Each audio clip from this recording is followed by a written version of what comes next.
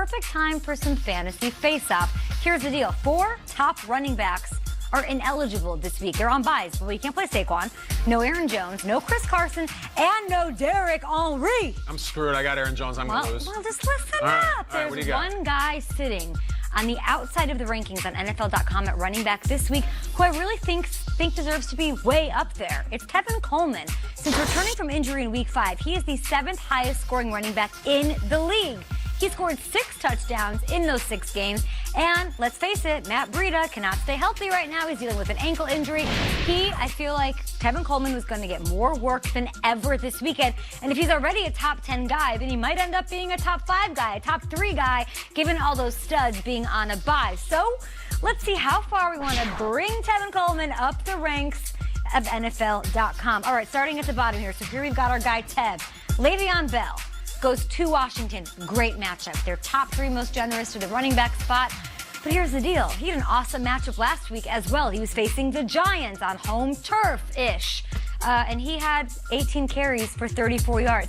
All in favor at the table of moving Tevin Coleman above Le'Veon Bell. You got to do it. It's week 11. We've been waiting all season. It's not happening. That's just from a numeric standpoint. You're going to pop up. It's just numerically, yeah. Of course, moving him up.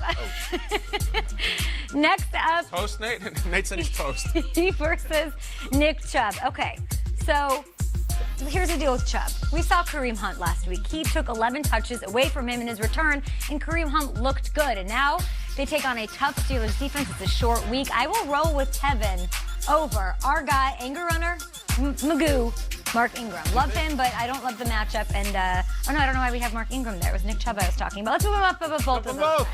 Sure. Here's the thing with Mark Ingram. He had 9 carries last week. And that's a tough one because Lamar Jackson's doing all the work. It's tough for him to get any love. And against Houston, I don't love it. So I'm going to go above Mark Ingram, above Nick Chubb.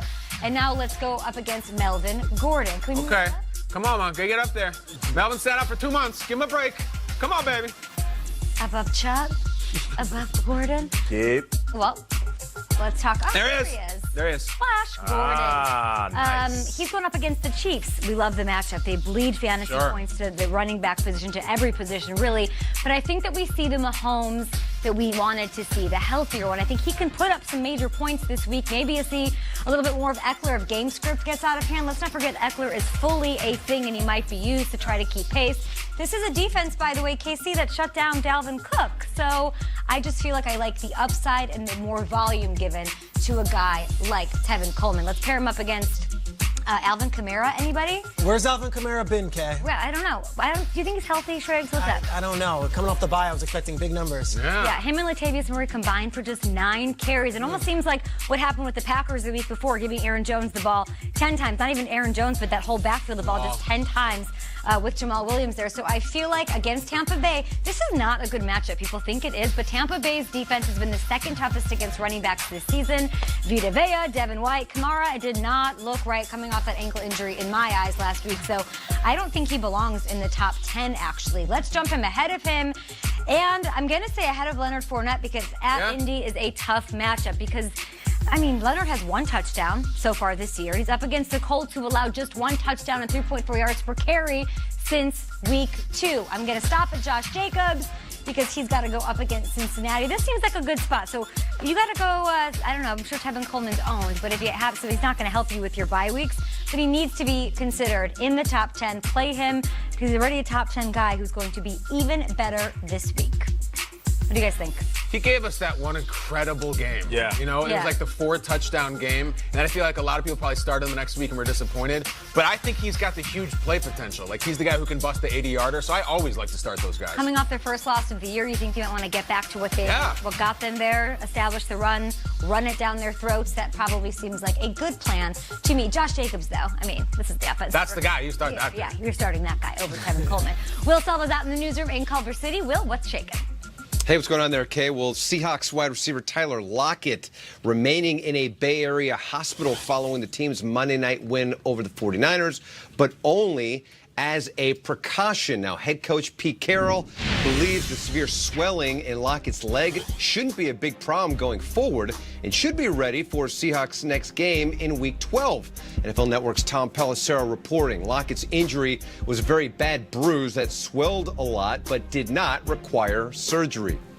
Tom also reporting Raiders defensive back LaMarcus Joyner is expected to miss up to a few weeks with a hamstring injury, but it's not believed to be season-ending. Thus far, he has 40 tackles in 9 games. Their secondary, of course, was already thin with safeties Jonathan Abram and Carl Joseph already on injured reserve. As part of the Eagles Salute to Service Week, players from the team visiting a local VA medical center on Monday where they worked with veterans to help train Tales of Valor service dogs. The program is designed to help both the veteran and the dog. And the Bucs waiving former first-round pick Vernon Hargreaves. The move comes as no surprise after head coach Bruce Arians benched him from a lack of hustle. And remember, back during OTAs, Arians kept Hargreaves out of a session believing he wasn't ready to participate. General manager Jason Light called the move in the best interest of the team. Hargreaves appearing in 26 games in less than 4 seasons with the Bucs. Corner Ryan Smith is the only pick from the Bucs 2016 draft still on the roster. Among those gone now, NFL winners of 4 straight games, going for number 5 Thursday night against the Browns, and they could be getting one of their offensive stars back. Running back James Conner was a full participant in practice on Tuesday after missing the past 2 games with a shoulder injury. Conner telling NFL Network's Omar Ruiz that he's trending in the right direction to play. Browns head coach Freddie Kitchens knows how important Conner is to the Steelers' offense.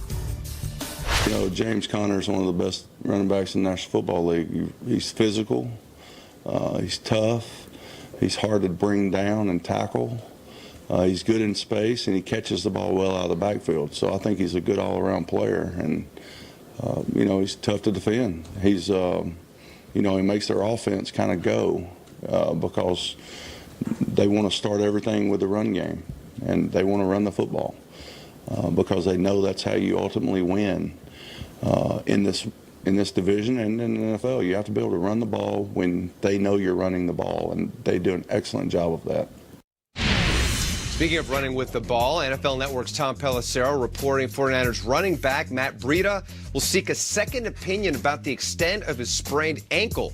The injury isn't believed to be terribly serious, but Breida is expected to miss some time. He had 10 carries for 18 yards against the Seahawks before re-aggravating the injury.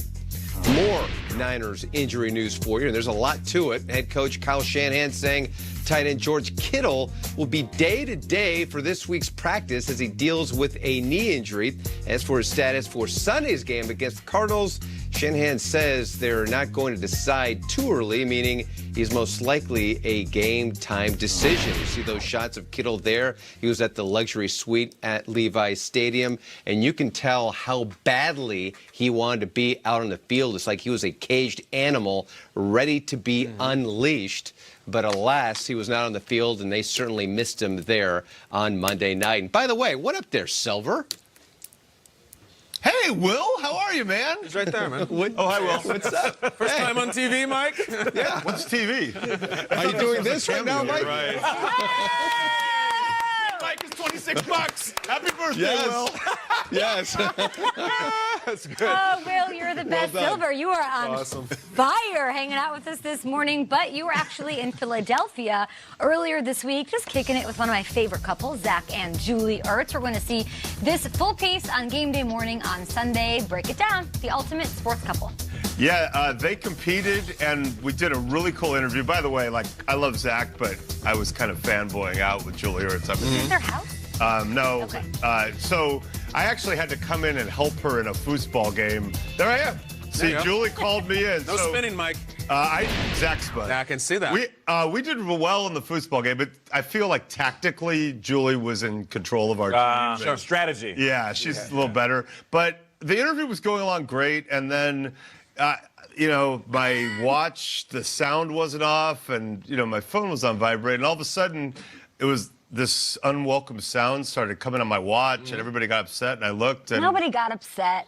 I got upset because it's I called him. Kay Adams FaceTime. I got a new, you guys know I'm bad at technology. I Right. was calling him to make sure he was set for the show. I have a new laptop, and I was trying to call him through audio. I used it to call somebody earlier, and I accidentally FaceTimed you, and I feel so bad about it. Accidental. Is that part of the FaceTime piece? From Kay. It is not part of the piece, but once again, here on our... I'm so sorry, Mike. No, it gave us good TV. I thought it was going to be Howie Roseman saying Ertz is a new deal. That's what I thought it was going to be. No, it wasn't that. That would also, yeah, that would have been nice too. No, I saw Zach the day before at the Eagles, and he introduced me. He said, "Do you know Brandon Brooks?" I'm like, "Oh, hey, Brandon," and we talked, and I walked in to do my show, The Aftermath, and then 5 minutes later, I